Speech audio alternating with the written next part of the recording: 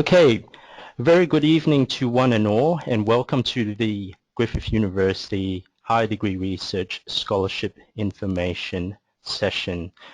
We're very excited that you're able to attend this session.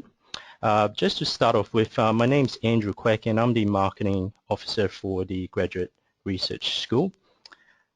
With regards to this evening's session, we are beginning with the first presentation by the Dean of the Graduate Research School, Professor Sue Berners-Price, who will be covering ranking success, an overview of research study at Griffith, research degrees and pathway programs, admission requirements, admission, and equivalency. Followed by Adam Jones, who is the Higher Degree Research Scholarships Coordinator, who will be covering the types of Griffith Higher Degree Research Scholarships that you can apply for during this mid-year scholarship round, scholarship eligibility and equivalency, scholarship conditions, as well as application key dates and how to apply. The final 30 minutes of this webinar session will include a response to the pre-submitted questions that some of you have sent through to us via email, covering research degrees and admission, research scholarships, as well as how to apply. And finally, if you have any specific academic group research questions or questions about supervision options, we also invite you to submit a question live during the session. All right, so without further ado, I shall hand over to Professor Sue Berners-Price, who will kick off the webinar presentations.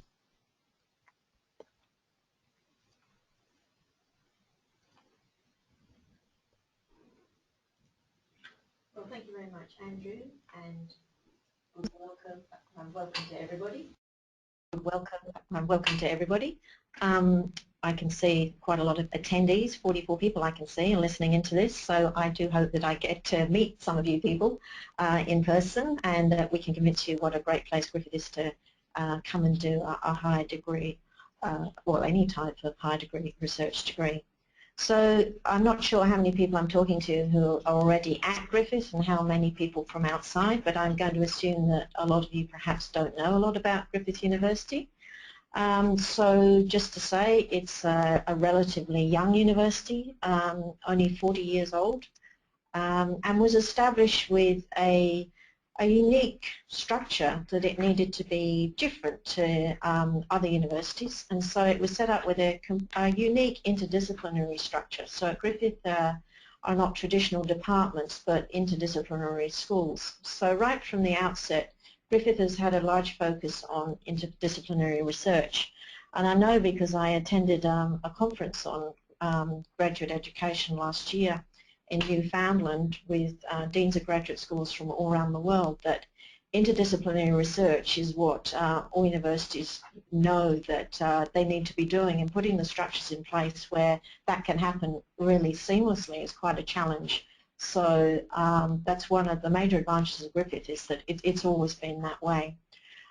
So in terms of rankings, we're ranked in the top 400 institutions globally. And you might say, well, that 400 is a lot, but that's in the context there's around 10,000 universities globally. And so that's in a few of the rankings, university rankings of the world, as you can see on the slide. For 3 consecutive years, Griffith's been ranked in the top 5% of universities by the ARWU index. I won't go through all of those specifics because they are listed on the slides here, but you get the message that this is a top-ranked, research-intensive university, and with a unique outlook in terms of the way that research is done. In terms of areas of research strengths within the university, you'll be able to go and look on the website and see that there are 12 areas of strategic investment for research. And often people ask the question, does that mean that I can only do research in those areas?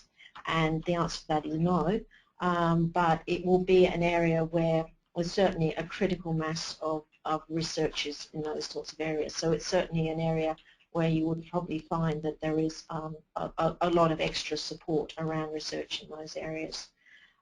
So there are 30 research institutes within the university, and again I urge you just to go to the website and check those out. Within the university there are around 40,000 undergraduate students, so this is a large university spread across 5 campuses, and we have 1,800 students who are doing higher degrees by research. And we don't refer to these as students, we call these students actually candidates. We always use that word because it's recognition that what a higher degree research is about it's about research training. So this is a cohort of 1,800 early career researchers in the university. We have a generous scholarship program which has really been ramping up over the last few years, so that we now have over $50 million now in annual scholarship funding available to HDR candidates.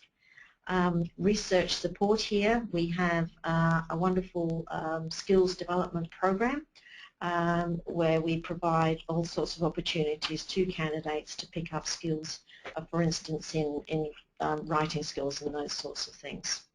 And I would say that again, emphasising the unique feature of Griffith is that you can do collaborative, interdisciplinary and socially responsive research at Griffith. It's a real focus on what's unique about this university.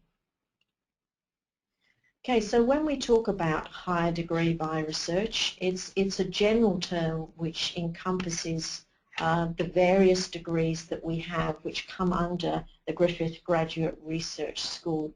So the terminology is a little bit confusing, so it's outlined really on this slide what we're talking about, and we're talking about either a research master's or a research doctorate where the following things apply.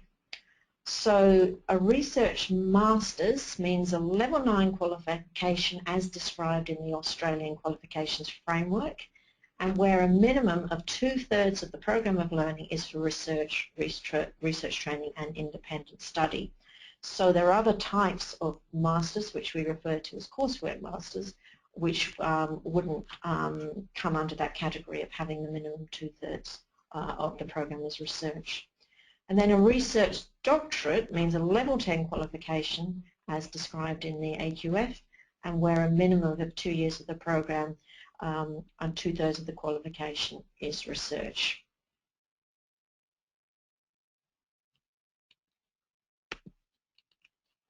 Okay, so just breaking this down further into the types of degrees. It's the most common one is the PhD, the Doctor of Philosophy, which is 100% research, and in fact around 80% of all of our HDR candidates are enrolled in the PhD, and that can be undertaken in any discipline. And then there are what we call named Doctor of Philosophy degrees, which are research plus some coursework. And specifically, these are the Doctor of Philosophy in Clinical Psychology and the Doctor of Philosophy in Organisational Psychology. I wanted to point out to you that there is another degree within the university which is called the Doctor of Philosophy by prior publication. This degree was actually previously called Doctor of Philosophy by publication. The name change was really to clarify the difference between this degree and the normal PhD degree. So the Doctor of Philosophy by prior publication is, we only have very few people enrolled in this degree, and it's specifically to recognise people who have published but don't currently have a PhD, and it's possible to enroll for 12 months and to bring that body of work together and to get recognition by the award of a PhD. So it's very uncommon, and the research that's conducted has to be at an international level, so it wouldn't apply to very, very many people. But it does cause some confusion, and I'll come back to that a little bit later at the end. Professional doctorates involve research plus some coursework, and the degrees that apply there are all in the Arts, Education and Law group, the Doctor of Education, the Doctor of Musical Arts and the Doctor of Visual Arts. And of course there is a link here on this slide that you can click on to the Griffith Programs and Courses website, which will give you the specific information around all of those degrees. So in terms of master's degrees, masters by research degrees, I should say, so the Master of Philosophy is the direct analogy of the PhD. Then there's the Master of Arts Research, Master of Education and Professional Studies Research, the Master of Medical Research, the Master of Music Research, the Master of Science and the Master of Visual Arts. So you can see that those master's degree are across the university in different areas, whereas the Master of Philosophy is generic across all disciplines. I'm going to talk about pathways and into a higher degree research, and I'm sure there's quite a lot of questions around this as well. And I'm going to talk about entry requirements, and specifically that there is a requirement for having a component of research in the prior degree. And that is essentially, and I'll talk about this, a 40 credit point research component in a prior degree, and I'll explain what I mean by that. But we have introduced these pathway programs across the university which do allow a pathway into either a Doctor of Philosophy or a Master of Philosophy program for those applicants who do not possess the required academic qualifications for direct admission. They're called a graduate diploma in research studies. The first one was in the business group, the Graduate Diploma of Research Studies in Business. But over the last year or a little bit longer, these have been opened up across other areas of the university. And you see that they are listed here. So hopefully those would be generally applicable to almost anybody coming in, that there will be some relevant preparation. There's a couple of them there that are shown with an asterisk, and for instance the Graduate Diploma of Arts Research Studies. And just to say that the CRICOS registration is currently being sought for this program, so that they're not available at this moment for international students, but they will be soon. I won't promise the timescale for that, but just watch the space on that. So admission requirements. So again, this is quite complicated. So I'll take you through it, and the thing to focus on as I go through this, I'm talking about admission requirements into these degree programs.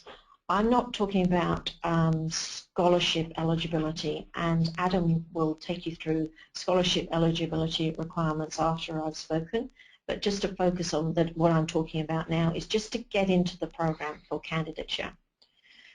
So to enter into one of the doctoral degree programs, it's necessary to have an academic qualification which is Honours 2A or equivalent, and I'll explain what I mean by equivalent, but we're talking about an Australian honours degree where the grade is 2A or higher, and to get into a master's degree the grade is Honours 2B. So in terms of equivalent qualifications, the important point here is that those honours degree give the adequate preparation in research, and so the alternate pathways have to provide that research component. So in terms of the research, prior research to get into either a master's degree or a doctoral degree, it's the same amount of research. And often there's a little bit of confusion around this. The only difference between those entry requirements is the grade that's achieved in that prior qualification, but not the actual amount of research that's been done. So to have, if you don't have an honours degree, an equivalent qualification can be a master's degree or other qualification which includes a research component of at least 40 credit points, and that's talking in Griffith language, where a 40 credit point research component equates to at least one full-time equivalent semester of research. And so that research component may include a research methodology course equivalent to 10 credit points, because in some disciplines that's quite commonly done. So to get the grade equivalent to that required to get into a doctoral degree, so Honours 2A equivalent, requires a grade of distinction, which is 6 out of the 7 scale, and that's for the research component, and an overall program GPA of 5.5 out of 7 or equivalent. And so Honours 2B equivalence requires a grade of credit or a GPA of 5 for the research component, and the same overall program GPA of 5 out of 7 or equivalent. The other requirement is around English language, and the IELTS is an overall score of 6.5 with no subscore less than 6. It says depending on discipline here, but that's generally across the board that it's IELTS 6.5, no subscore less than 6. Other documentation that you would need when you submit your application for admission is residency status. You need to submit a research proposal, so clearly outlines the research that you propose to do for that high degree program. You need to supply referees reports, and there are special conditions that might apply in some cases, for instance around IP issues, for example. Okay, so this very, very complicated diagram describe all the various pathways possible into a PhD and other doctoral degrees within the university.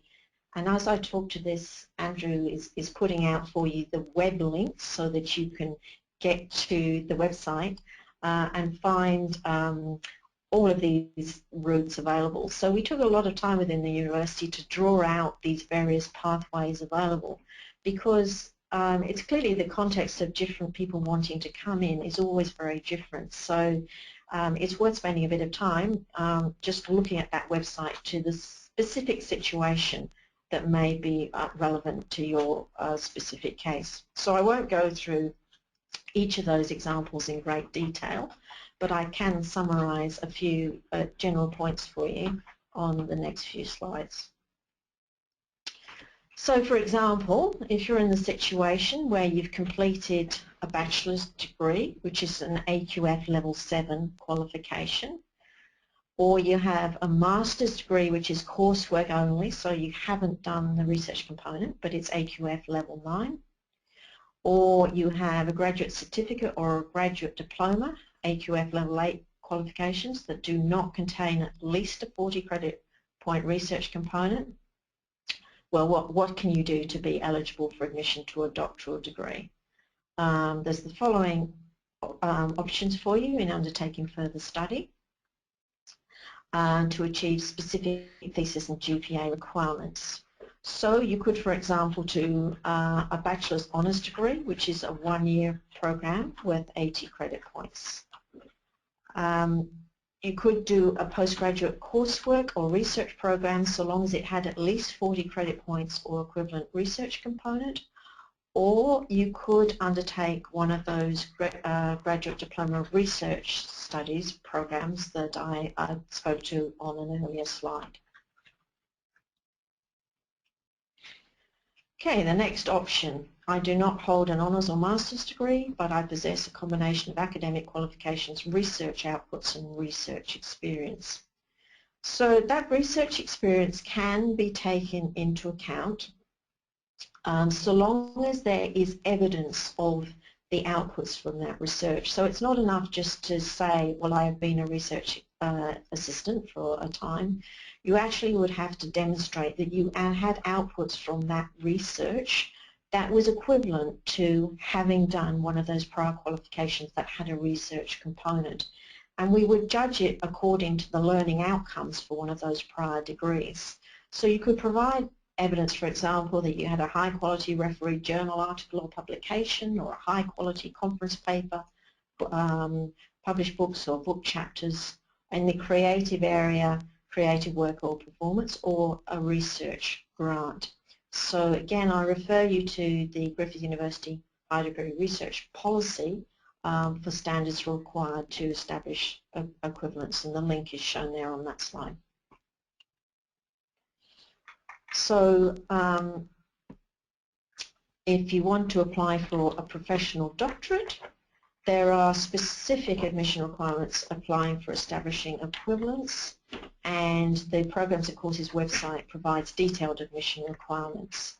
And there is also an application template that you can download from the website. And again, if you want to apply for a specialist master's by research, there are specific admission requirements that may apply, and further details are on the Programs and Courses website. Okay, so that concludes my session, and I'll hand back over to Andrew. Thank you, Sue. Just want to welcome the other attendees who have just logged on into the session. Welcome. As I mentioned in the start of the session, feel free to submit any relevant questions that you may have to our panel members. We have one panel member from each of our academic groups, Arts Education Law, Griffith Health, Griffith Business School, as well as Griffith Sciences. So if you have a question that you would like to ask, please type that into your chat window, and we will assign a question to the relevant academic group representative here this evening. Okay. I'll now assign the next portion of the presentation to Adam Jones. Adam is our Higher Degree Research Scholarships Coordinator, who will be covering the scholarship aspect of this webinar session. Thank you, Adam.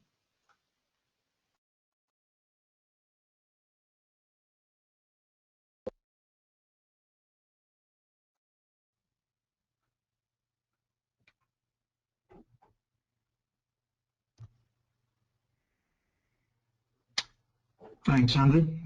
So, yep, there I am, Adam Jones, and I'm the Higher Degrees Research Scholarship Coordinator for Griffith University. So, essentially, that means I'm responsible for the administration of the Higher Degree Research Programme at Griffith. Today, I'll just be giving a brief overview of, I guess, the scholarship situation in general, and more specific, the scholarship options and opportunities we have for you here at Griffith University. First of all, though, I might just talk about the lay of the land in general, particularly for some international students who may have joined us this evening. In terms of tuition fees, for those students that are considered domestic candidates, and as you can see, that's not just Australian citizens, but also permanent residents of Australia, permanent humanitarian visa holders, or New Zealand citizens. The good news for you guys is that you're covered under what's called the RTS. You can see that's called the Research Training Scheme, and that means at the moment you're exempt from the payment of tuition fees. So if you're successful in the application to commence a research program at Griffith University, if you fall under those categories, you won't be liable for any tuition fees. For international candidates, unfortunately, that's not the case, and unless you're successful in securing a tuition scholarship, you'll be liable for tuition fees for the duration of your studies. Okay. Types of scholarships. In general, I guess we're talking about three kinds of scholarships that are listed there. There's the living allowance scholarships, which are to cover living costs and generally paid as a fortnightly allowance or stipend. There are top-up scholarships, which are essentially additional funds made available to do just that, to top up those living allowance stipends. And there's the tuition fee scholarships, which you won't be surprised to hear do exactly what it says on the tin and contribute towards the tuition fees for your enrolment at Griffith. Talk a little bit about some of the living allowance scholarships first. Look, there's a number of these around and available. I might talk about some other options later on, but the most common scholarships for research students here at Griffith would be what's called the Australian Postgraduate Award, which some of you may have heard of previously. And there's also a Griffith University Postgraduate Research Scholarship, which we don't say all the time, we refer to as the GUPRAs here in Griffith speak. The APA is a Commonwealth-funded scholarship, so the Australian government makes a number of these available each year and distributes them to universities around Australia, which we then make a decision on in terms of which applicants and candidates to award those scholarships to. Some very brief information on that scholarship here on the slides. Most important piece of information, I guess, is how much, and it's currently paying at $25,849 a year. That's the 2015 rate for full-time students. Those scholarships are indexed, so there's a small increase each year. Although they're funded by the Australian government, they're not only available to domestic students, so they can also be awarded to international applicants, and in those situations they'd be packaged with a international postgraduate research scholarship, which covers tuition fees, and I'll speak to briefly in a moment also. The GUPRAS scholarship just beneath it is also paid at $25,849. Can also be packaged with a tuition fee scholarship and also includes relocation and thesis allowance, as indeed does the APA. The only difference really is that those scholarships are funded by Griffith University. So we use that Australian standard as a benchmark, if you like, a template, and then we make Griffith funds available to make substantially more scholarships available. But they walk like an APA and talk like an APA, and importantly pay the same rate. Tuition fee scholarships, which I just mentioned. So there's the IPRAS, the International Postgraduate Research Scholarship. Again, Commonwealth funded, and it covers tuition fees and overseas student health cover for international students. There is also the possibility of a visa fee waiver for recipients of this scholarship, and those are generally awarded to international students who are also awarded an Australian Postgraduate Award. You can also see there we have the GUIPRAS, the Griffith University International Postgraduate Research Scholarship, generally awarded with the GUPRAS, the Griffith University Living Scholarship.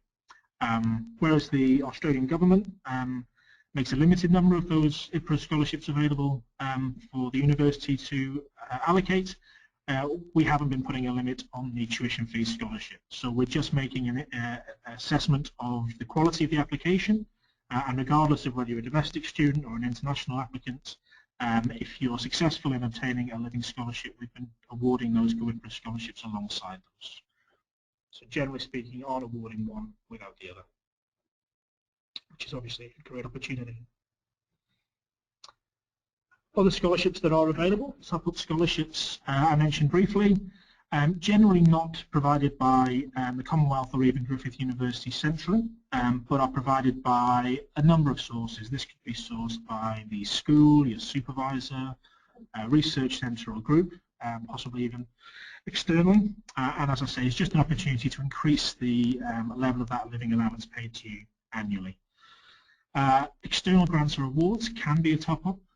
So this again could be a grant that goes through your supervisor or an external scholarship that is tied specifically to you as a candidate in your scholarship, and they can be top-up scholarships or, as I'll speak to you later, there are also some opportunities to source full living allowance scholarships externally also.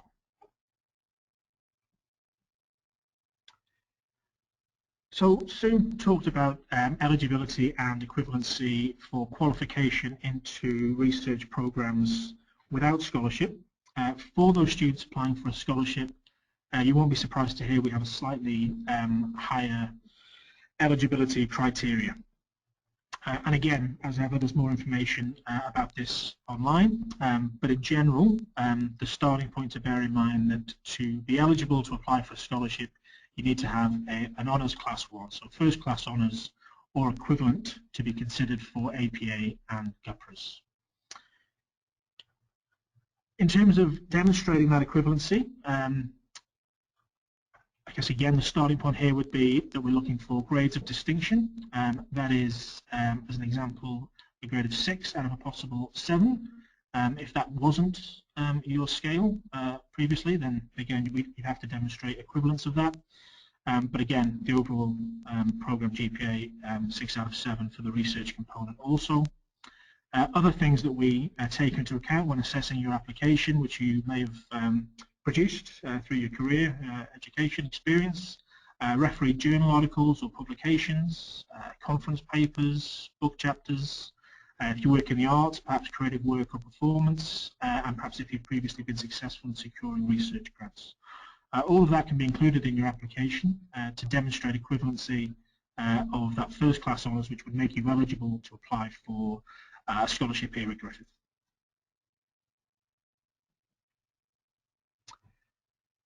So a scholarship is obviously a great opportunity, but it does come with some expectations and conditions as well. Again, more detail can be found through the conditions of award on the website, but some of the edited highlights, I guess, are listed here. The key one is probably that first one, which is, generally speaking, we expect our scholarship holders to be able to enroll full-time. It's not exclusively for full-time. You can see there in brackets that there are some circumstances where you can apply to hold a scholarship on a part-time basis, but generally speaking, given that we're funding the studies, the expectation is that you are able to enroll on a full-time basis. Again, that's the starting point, I guess is the best way to put it. So likewise, if you're enrolling full-time in terms of the research, there are accompanying restrictions on your employment while you're in receipt of that scholarship. So the same conditions would apply for all PhD candidates, which Sue spoke to previously. But there's an additional restriction here, which is for scholarship holders, there's no more than 9 hours a week between those hours of 9 to 5. Beyond that, there's further entitlements also, and those living allowance scholarships essentially act as a salary. So the kind of things you'd expect to receive in a salary with an employer. So 10 days sick leave within the year, maternity leave obligations, rec leave within the year. So although those conditions apply in terms of your attendance and employment, there are also opportunities to take a break, as you would do with a form of employment. All scholarship conditions do come with their own conditions of award though, so generally speaking here we're using the APA and Griffith University funded scholarships as a starting point, but if you're lucky enough to achieve external funding, you'd be recommended to review the specific conditions of award that will accompany the letter of offer that's made to you. So at the moment we currently have 2 major scholarship application rounds a year. We're currently in the middle of our mid-year scholarship round, or in terms of middle of the application stage of that round anyway. Applications close on Monday the 27th of April, which is obviously fast approaching, and late applications won't be accepted. It's actually midnight on Monday the 27th if you're pushing it really close. In terms of continuing students, so those are students who are already enrolled in Griffith, and there may be some of you guys online tonight.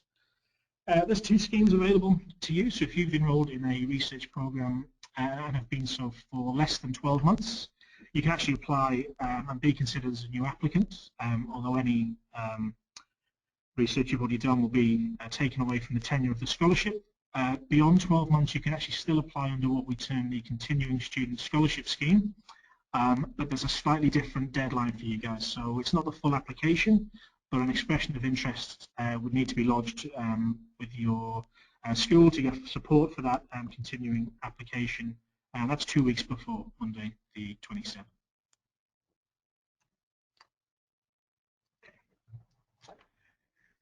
So this is the Griffith University Research website, which I've encouraged you to take a look at.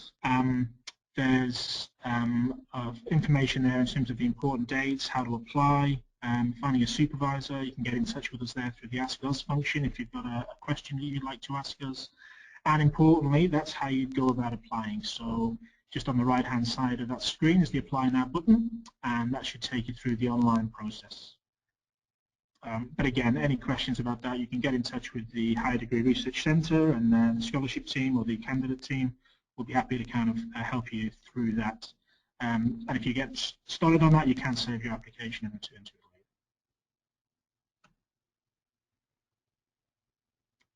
As you can see there, just a little bit more information on how to apply through the Griffith homepage. So that's once you've gone into that How to Apply section.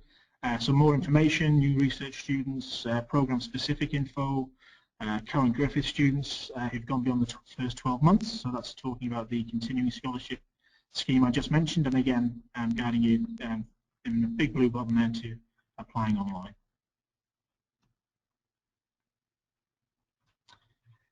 In terms of completing your application, some key things to bear in mind here, and again, more information can be found with the team.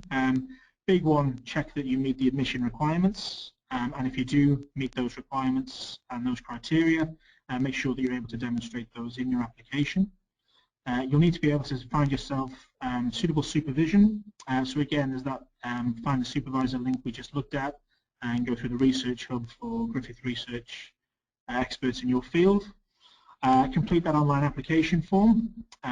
You'll need referee reports to be completed to support your application, and then once those applications are in and we've received what we need, that application will go through our assessment process.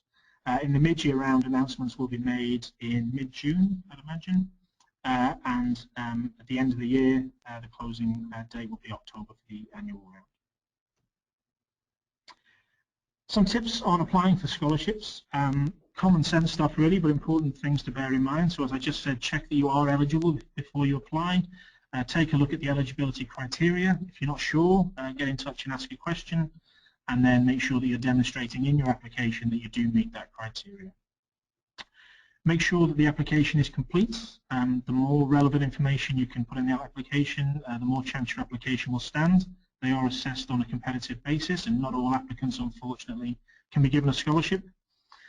Provide all the documentation in a format as requested. It makes it a lot easier for us to make sure that we're reading that information you're supplying in the way that it should be read, and that we're clearly understanding what you're telling us. The references should be appropriate, and we should be able to contact those references. And then the other thing I'd encourage you to do is keep up to date with other scholarship opportunities. So on that online application form, it will ask you which scholarship you're applying for. GUPRAs and APA would be the big ones, but there is also a section titled Other. And you can, if you come across another opportunity, through example, the scholarships homepage, tell us there that you're interested, you think you meet the criteria and would like to apply.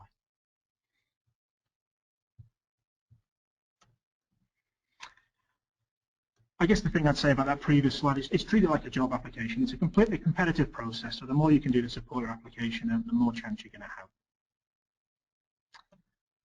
And then finally, for more information, I guess these are the contact details. If you've got questions on eligibility criteria or how to apply for your scholarship or a scholarship you may have seen advertised, contact us at the Higher Degree Research Student Centre. So the Student Centre is based on Nathan campus, and we also have offices at the Gold Coast campus, and you can get in touch with us through those telephone numbers and a member of the team will be happy to help you out. And on that, back to Andrew. Thank you, Adam. We now proceed to the third component of our webinar session, where we've had a number of pre-submitted questions that you have sent through via email to us, and we've compiled them all into a couple of slides. Now, I do understand that there are a number of questions that have been submitted. If we've not got back to you as yet, or assign your question to a panel member, please be patient with us, and what we'll do is we'll go through the list of pre-submitted questions. Most of these questions will be quite relevant to some of these live questions that some of you have submitted just now. We'll go through those pre-submitted questions first, and then we'll make sure that we have your other submitted questions that you've just sent through answered by Sue or by Adam as well during the live Q&A session. So Sue, we'll hand over to you now just to go through the pre-submitted questions.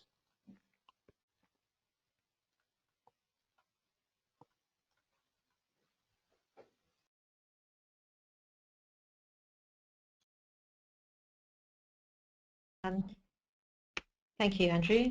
So these submitted questions, as Andrew said, some of these are going to be generally useful to other people. So I'll go through them, and as you see on this slide, we have the question, and we've also put the answer and reference to the appropriate policy where you can go in and read more details, or the website link as appropriate. So the first question, can I study for a Griffith research degree while working full-time? The answer is yes, indeed you can. We have many high degree research candidates here who are enrolled part-time in full-time employment. I think if the question is about whether you can get a scholarship and work full-time, then no, this is only applicable to non-scholarship holders. And when Adam went through the conditions for scholarship holders, that the employment is no more than 9 hours a week. Can I study for a Griffith research degree remotely off campus? And again, different for scholarship holders and non-scholarship holders. For scholarship holders, only domestic students may apply for remote candidature. Remote candidature, I mean, it is possible, but it's not something that we encourage because we very much want to have our HDR candidates as part of the research community of the university, which means that they really have to be here. But there are circumstances where remote candidature would make sense, but we would also make sure that the candidate has to be really well supported in the local environment with an external supervisor, and there has to be a pattern of visits with the Griffith supervisor that's approved. What is the typical length of a Griffith HDR program is a very difficult question to answer because, as I mentioned at the beginning, we have a variety of different degrees. But if we talk about the PhD being a typical degree, then if you're studying a PhD full-time, the maximum submission period for that degree is 4 years, but typically a scholarship would be offered for 3 years and often with a possibility of a 6 months extension. So you would be thinking of completing a PhD within 3.5 years. How much time should be allocated each week to study for a PhD full-time? Well, that's a really good and an interesting question. I remember when I started out on my own PhD many moons ago that I wondered myself what that meant, and I think, I mean, Adam had in several times in his presentation said treat this as a full-time job, and I think that's definitely the way to consider it, that doing a PhD is like being in full-time employment. So if a typical working week is 9 to 5 Monday to Friday, that's the sort of hours that you would be putting in as a full-time PhD candidate. Are there different application closing dates for each Griffith HDR program? Well, yes, because of the varied degrees that I presented, but again, you can get the full information on all of those on the Programs and Courses website. Which Griffith undergraduate, postgraduate programs have the required 40 credit point research component that will be considered for a direct entry to a Griffith PhD program? So that Student Pathways webpage, that very, very complicated diagram that was on an earlier slide, provides you with all of the options available, and it drills down into each academic group what programs are available that would get you into the high degree research program that you're interested in. Do I have to complete a full Master's by Research degree to apply for direct admission to a doctoral degree? I think you should now know the answer to that is no, that's not required. Again, go back and refer to the very complicated diagram if you need more information. And question 8, what are the career pathways for a Griffith HDR candidate, academia and industry? It's a good question because I think it's about understanding what skills you develop by doing a high degree research degree. So it's very much focused on doing a research project and writing up a research thesis that's submitted for examination. But along the way, you develop a whole load of other skills that are difficult to actually put down in writing. But if you go to the high degree graduate attributes, that will provide you with sort of skills that you are developing, and these skills are really, really valuable to employers. So yes, academia is one career option, but it's certainly not the only career option. Obviously industry, also government, many different areas of employment for HDR graduates, and of course it depends on the program that you've done as well in terms of some career options.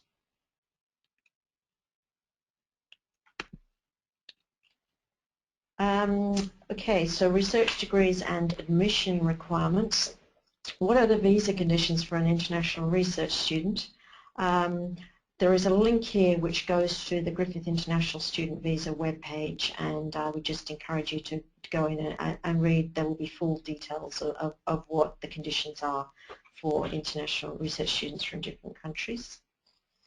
Now, is it possible to study a PhD by publication at Griffith? And right at the beginning I talked about this degree here, which is now called PhD by prior publication, which is for people who have already published, and as I said, it's quite uncommon. We only have very few people enrolled in that. But the question, I think, might actually be around whether it's possible to submit your thesis as a series of published and unpublished papers, because I know at other universities they actually call that option PhD by publication.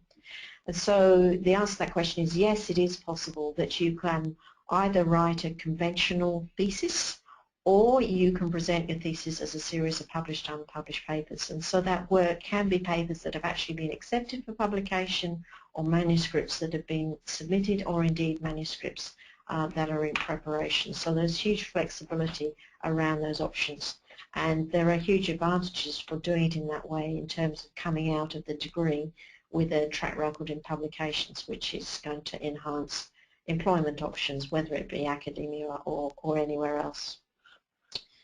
And then, is it possible to have a primary supervisor based at Griffith and a secondary supervisor from an overseas university? So yes, you can appoint an external supervisor in addition to a Griffith principal and associate supervisor. And full details you can find about supervision on the HDR website, and the link is shown there. Okay, so thank you, and I'll hand back to Andrew. Thank you, Sue. I now hand over to Adam, who will cover the pre-submitted questions that are related to research scholarship applications or scholarship conditions. Over to you, Adam.